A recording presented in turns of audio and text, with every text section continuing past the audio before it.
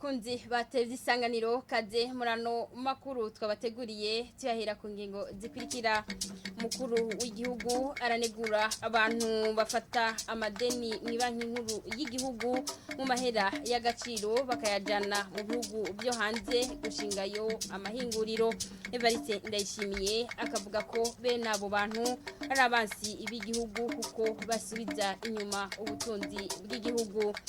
Hari ubukene bw'amazi mu gisagara hafi cyose ca Rumonge, baba muri ico gisagara bakaba bikora ku mazi y'ikiyaga Tanganyika canke bakareka amazi y'imvura, basaba Regidezo gusubiza ibintu mu buryo kuko batinya kwandura indwara ziturutse kw'isuku rike.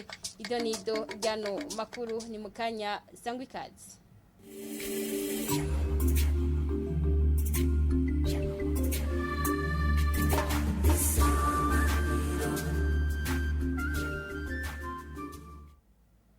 Dasiye kubaha ikaze murano makuru. Abaserukira ibihugu vyabo mu Burundi cyo kimwe n'abaserukira amashirahamwe mvamakungu ngo barakeneye kumenya kahise iki gihugu. Nimwe mu mvo zatumye umugwi ujejwe kunywanisha no kumenyekanisha ukuri CVR uhura nabo kuri uno wa gatatu. Pierre Claver Ndayicariye arongoye uwo mugwi akaba yamenyesheje ko bafise ivyo baterera mu bijanye na politike cyo kimwe n'imigenderanire, ari nayo mpamvu ngo bakeneye kumenya kahise n'ukuri. Tumukurikire.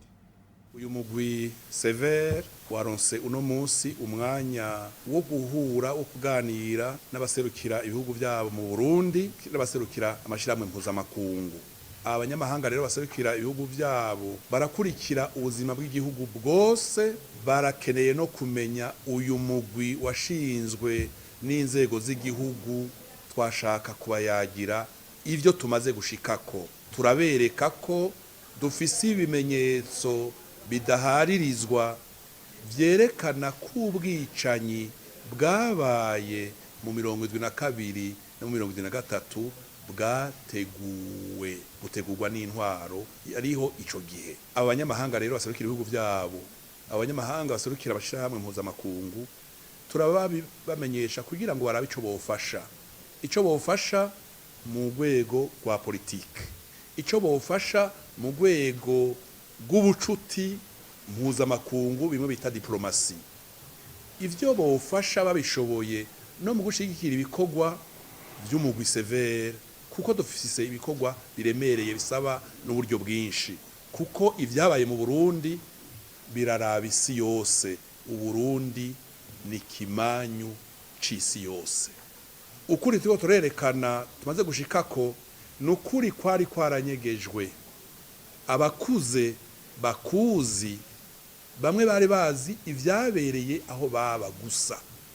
Uyu munsi tubereka ivyatowe Ibururi, ivyatowe Igitega, ivyatowe Muyinga, ivyatowe mu ntara zose zitandukanye. Ica kabiri turabereka inyandiko ziriko imikono n'abategetsi bari bafise ayo mabanga ico gihe, haba mu butungane, haba mu mugambwe wari uriho ico gihe, haba mu gisirikare, haba mu kurongora intara. Nta na rimwe ushaka kubaka igihugu wiyibagije ivyabaye. Kunwanisha rero abarundi bifatira ku kuri, bigafatira ku ngingo abarongoye igihugu bafata kugira babone ko abarundi basangiye igihugu kandi amategeko abafata kumwe. Mu gisata c'ubutunzi naho abantu bamwe bafata amadeni mu mabanki bagakoresha amahera mvamakungu y'igihugu gifise bayatwara mu bindi bihugu gushingayo amahinguriro. Baranegurwa n'umukuru w'igihugu. Hahimbazwa umunsi wahariwe umutangakori kuri uyu wa kabiri. Umukuru w'igihugu Evariste Ndayishimiye akaba yamenyesheje ko bene abo bantu ari abansi b'igihugu ko basubiza inyuma ubutunzi bw'igihugu. Tumukurikire. Oya ni wiyumvire nko mfasha amahera ngiye muri Benede ngomba nkore industry kandi urabona ko ikomeye ari nziza. Benede yiga nkobita nk'imiliyaridi 100, Benedere gacigenda muri berube ngo rofinance maboko ngo natanze ngo muri secteur producteur ngaca afata za miliyoni ijana ngaca nigira hajya mu Rwanda ngaca nubaka yo industry nca ngenda muri KCB ngurana amadolari bagaca bankubita amadolari kivara ngaca aja kubaka mu Rwanda berube gacoza ija kuriha ya madolari muravyumva ivyo ndiko ndavuga urumva je nk'ubu ndagenda banki ubu ikampa amahera yuko ngomba gukora umugambi ukomeye kandi ukabibona ko ari ivyo nkatwara ngaca ndajana muri KCB gaca asaba ideni ry'amadolari KCB gaca iyampa ngaca ngenda kubaka mu Rwanda hanyuma berube igaciza kuriha y'amadolari yagize refinancement ya banki ubu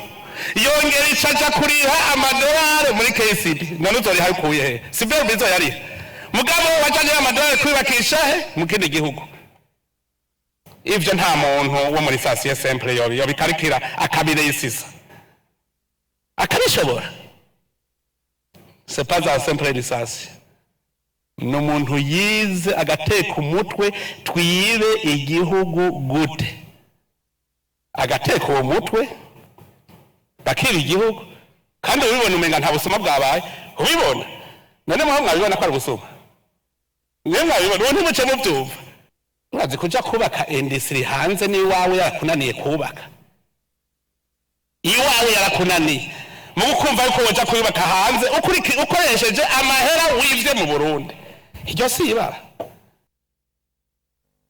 mu gisata cy'ubutungane naho itegeko 190 ry'ishiramwe mpuzamakungu ry'akazi ryo kwemezwa na leta rigashigwa no mu yandi mategeko y'igihugu agenga akazi byofasha kugwanya amabi akorerwa abakenyezi afatiye ku gitsina mu buzi. Celestin Savyimana arongoye urunani rw'amasendika Kosibu amenyesha ko mu kiganiro amenyesha makuru kuri uyu wa kabiri ko ari mu ntumbero yo guhimbaza imisi 16 yahariwe kugwanya amabi akorerwa abakenyezi.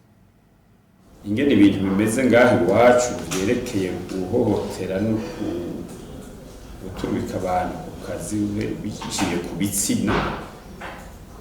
Leta rero y'igihugu cacu yarafashije rwose irashiraho itegeko nimero 1 agakwego 13 ryo kuwa 22 kwezi kw'icenda 2016 rikinga rikongera rigakingira abahohotewe hanyuma rikongera rigahana abagize ayo mabi yo guhohotera umukenyezi. Iryo tegeko riravuga ibintu byinshi,